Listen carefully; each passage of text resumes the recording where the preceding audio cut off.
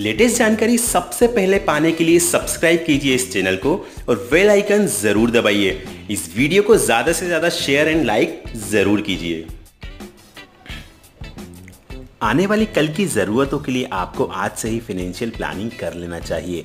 हर साल सैलरी में होने वाले इंक्रीमेंट के साथ ही अगर आप अपने बुढ़ापे को खुशहाल बनाने के लिए सेविंग में भी इजाफा करते हैं तो काम न कर पाने की सूरत में आपको आर्थिक रूप से किसी के सामने भी हाथ फैलाने की ज़रूरत नहीं होगी। तमाम फाइनेंशियल एडवाइज़र हमेशा ऐसा सुझाव देते हैं कि हर किसी को 30 साल का होने से पहले कम से कम 6 फाइनेंशियल डिसीजन ज़रूर लेना चाहिए। तो दोस्तों, हम आपको अपने इस वीडियो के माध्यम से इन 6 फाइनेंशियल डिसीजन के बारे में बताना चाहेंगे जो हर किसी को ये 6 फाइनेंशियल डिसीजन लेना चाहिए, 6 आर्थिक फैसले ज़रूर लेना चाहिए।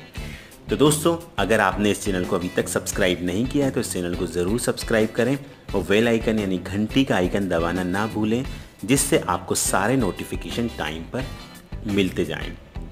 दोस्तों, सबसे पहले हम आपको डिसीजन बताना चाहेंगे कि अगर आप चाहते हैं कि आपका बुढ़ापा बेहतर तरीके से बीते तो आपको 30 वर्ष की उम्र से पहले आपके लिए सेविंग की शुरुआत कर देनी चाहिए। जवानी की सेविंग बुढ़ापे का सहारा बनने में हमेशा मददगार होती है। कंपाउंड इंटरेस्ट के नज़रिए से देखें तो अगर आप 30 साल की उम्र से पहले सेविंग की शुरुआत कर देते हैं तो इससे साल दर साल मिलने वाले ब्याज में भी लगातार इजाफा होता रहता है। अगर मैं एग्जांपल लेता हूं कि अगर आप हर महीने 2000 रुपये की बचत भी करते हैं तो आपके पास 60 वर्ष की उम्र तक ब्याज समेत एक बहुत लमसम रकम जमा हो जाती है। दूसरा मैं आपको जो सजेशन देना चाहूँगा वो है घर खरीदने की योजना।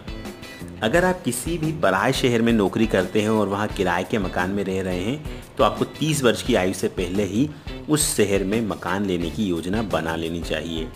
या अगर आप ज़िंदगी भर ही किराए के मकान में रहना चाहते हैं तो यह भी सुनिश्चित कर लें, क्योंकि दोनों ही सूरत पर आप पर वित्तीय बोझ पड़ना तय है।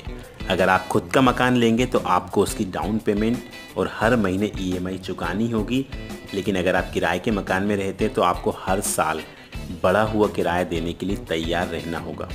तो दोस्तों, ऐसे में इस सूरत से निपटने के लिए आपको सेविंग की आदत तो डालनी ही पड़ेगी। नंबर तीसरा मैं आपको बताना चाहूँगा कि आपको इंश्योरेंस प्लान ज़रूर लेना चाहिए। नौकरी पेशा लोगों के लिए इंश्योरेंस प्लान लेना बहुत ज़रूरी होता है। बेहतर होगा कि 30 वर्ष की उम्र से पहले आप कम से कम एक इंश्योरेंस प्लान ज़रूर ले लें। इसके अपने अलग फ़ायदे होते हैं। हालांकि आपको बीमा में पैसा लगाते समय हमेशा ध्यान रखना होगा कि बीमा एक खर्च है, निवेश यानी इन्वेस्टमेंट बिल्कुल नहीं है।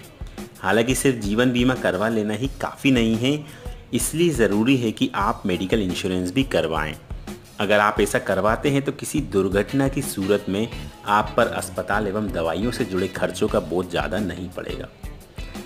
नंबर 4 में आपको बताने जा रहा हूँ कि आपातकालीन यानी इमरजेंसी कंडीशन के लिए आपके पास पैसा ज़रूर होना चाहिए।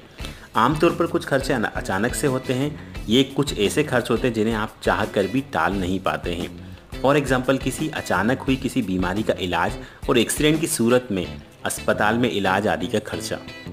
ऐसी सूरतों से निपटने के लिए आपको अपने घर में एक आपातकालीन फंड बनाना चाहिए यानी इमरजेंसी फंड बनाना चाहिए, जिसमें आप यह सुनिश्चित करें कि इस फंड को छूना नहीं है और इसका इस्तेमाल सिर्फ इमरजेंसी ज़रूरतों को पूरा करने के लिए ही किया जाना है।